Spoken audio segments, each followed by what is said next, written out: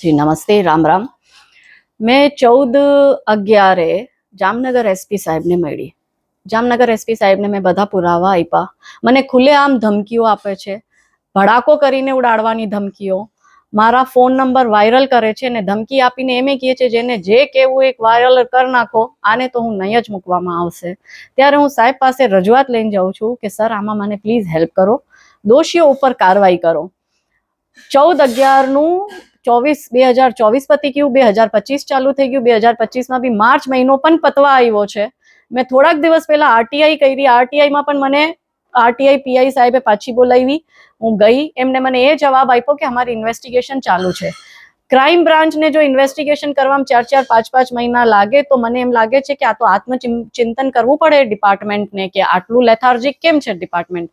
શું કારણ છે કે ગુજરાતમાં ક્રાઇમ આટલા વધી ગયા છે? જ્યારે એક મહિલા સન્માન અને સુરક્ષાના વિષયમાં પોલીસ સેન્સિટિવ નથી થતી, એફઆઈઆર નથી લેતી. મારા જેવા મહિલાની જે સશક્ત છે, જે ભણેલી ગણેલી છે, જે સામાજિક કાર્યકર્તા છે, જે લવ જિહાદ, ભૂમિ અતિક્રમણ, ધર્માંતરણ, વક્ફ બોર્ડ, આ બધા વિષયોમાં ઘણા વર્ષોથી કાર્ય કરે છે. ને એવું નથી, મેં સરકારને બી એટલી જ મદદ કરી છે આ બધા વિષયોમાં.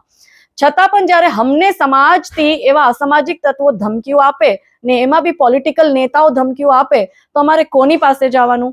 એસપી સાહેબને એના પછી મેં છેલ્લા 5 મહિનામાં મેં 5 ધક્કા ખાધા. એસપી સાહેબને મેં ફોન બી કર્યો અને ફોન કરીને મેં એસપી સાહેબને પૂછ્યું બી કે સર આમાં કઈ થયું છે ફર્ધર, કઈ ઇન્વેસ્ટિગેશન થઈ, કઈ અપડેટ હોય તો આપો. બે એક વાર એસપી સાહેબે મને આમ કીધું હશે તો કેસો. ત્રીજી વારમાં મારા કોલમાં એસપી સાહેબે મને આવી રીતના કીધું કે તમે ફોન ન કરો, કઈ પણ અપડેટ હશે તો અમે તમને કહેશું.